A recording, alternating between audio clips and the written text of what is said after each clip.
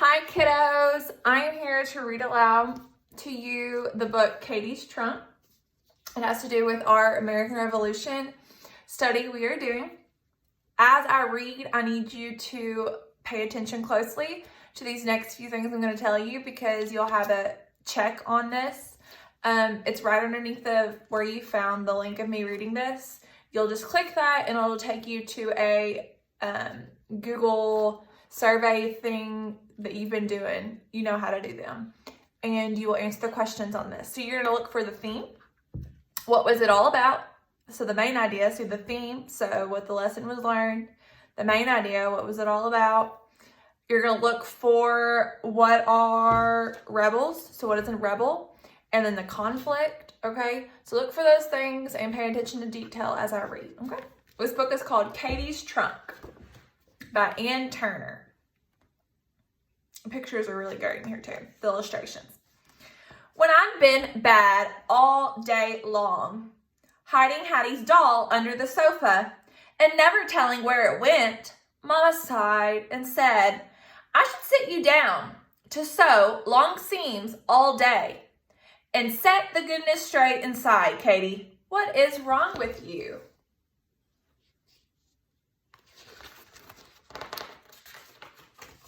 I couldn't tell it with a name, though I felt it inside, the way a horse knows a storm is near.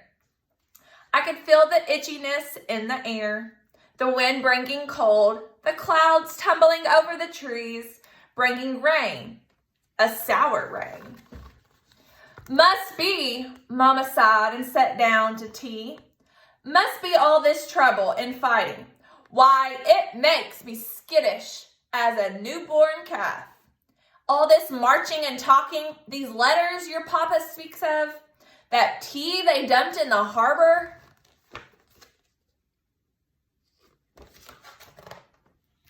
Mama's hands shook. Tea in the harbor, wasting God's good food. Brother Walter said, that's not the least of it. It will get worse. She peered at him. How could it be worse, Walter?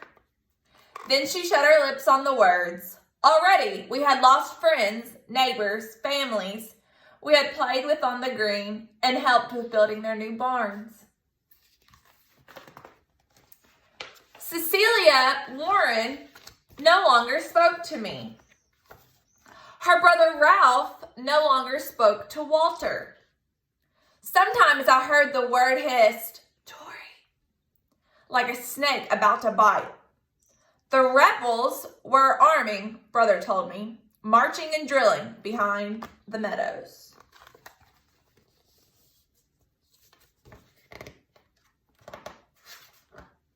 I'll never forget the day they came.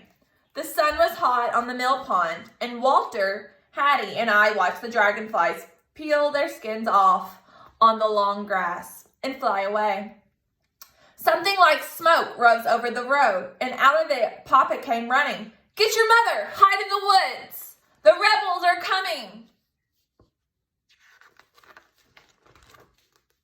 We ran to the house, Mama's face like a white handkerchief. She shoved a piece of pork pie in her hands and ran us out the thick woods, where we could hide inside. Crouched in the underbrush, I felt like an animal in a trap. And suddenly, I was so mad, I could not still myself.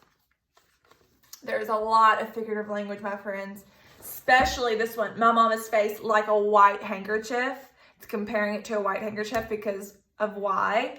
And I felt like an animal in the trap, comparing herself to an animal. So many good figurative language tools in here, especially similes. I raced for the house. Mama's fierce whisper trying to call me back. I would not let John Warren and Reuben Otis hurt our house and things. It was not right. It just wasn't. It was not fair. Hiding from the rebels. Inside our parlor, I touched each thing I loved.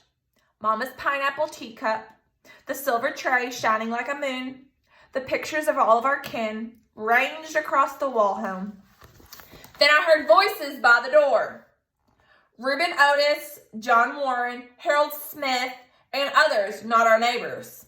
This'll be fine pickings. They paused on the front step and ripped the knocker off the wood.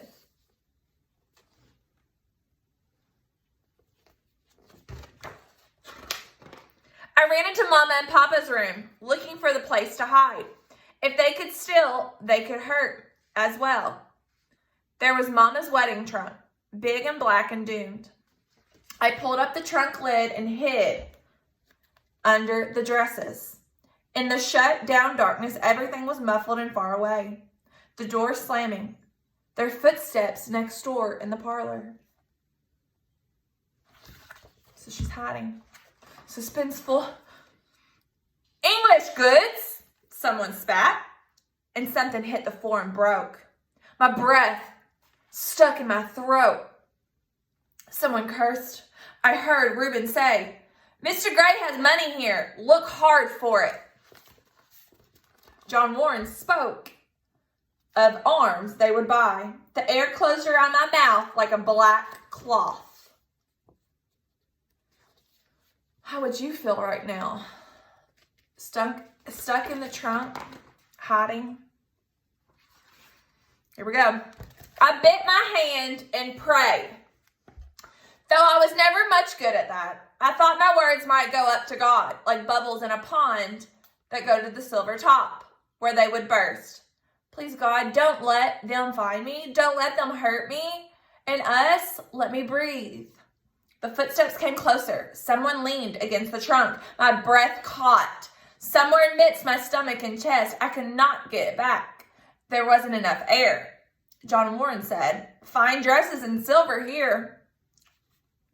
He pulled up the lid and the sweet air rushed in. I sucked in a breath as the dress was snatched out. The rustlings drowned the words. Another dress went and a hand touched me. I wanted to bite it, to make him jump and shout, but I stilled myself. Maybe he didn't know. Suddenly he shouted, "Out! The tornadoes are coming! Back to the road, hurry!" He did not close the lid, and footsteps sounded out the door. Sudden quiet. My heart beat loud at the horses galloping down the road. Quiet as quiet, I crept to the window and looked out. No one. Puffs of smoke far and down on the green. A horse thudding past rudderlessly. Someone's hat blowing by in a gusty wind. Would I ever play with Celia again? Would I always wear this name, Tori, as if it was written on my chest?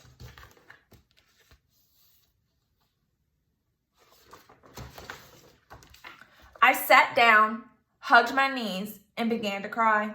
Walter ran inside and hugged me so tight my nose stuck to his shirt. Mama, Papa, and Hattie came next, white as the moon and as silent. Only Mama scolded, "Katie, leaving us that way!" Her voice broke, and she sat beside me and stroked my hair. Papa looked out the window. "It's not bad, dear ones, just a skirmish. No one's hurt that I can see."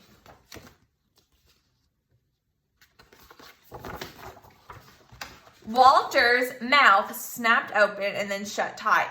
I wiped my eyes on his sleeve. A sudden thread like a song ran through my head. When Mama asked me to sew straight seams to get the goodness straight, I knew I couldn't do that, but John Warden had. When I hid in the black stuffy trunk, when my breath got caught in Mama's dresses, he left the trunk lid open and up to let me breathe and called the others away.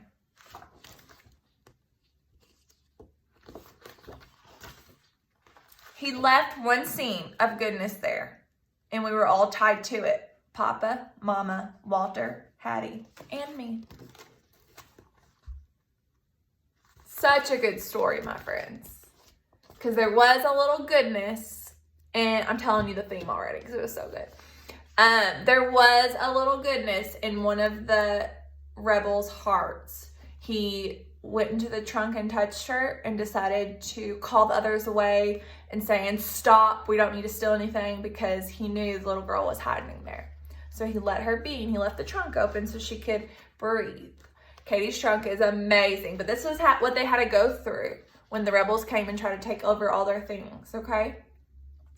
Now I need you to go do the Google site that's underneath this, the Google form that's underneath of this.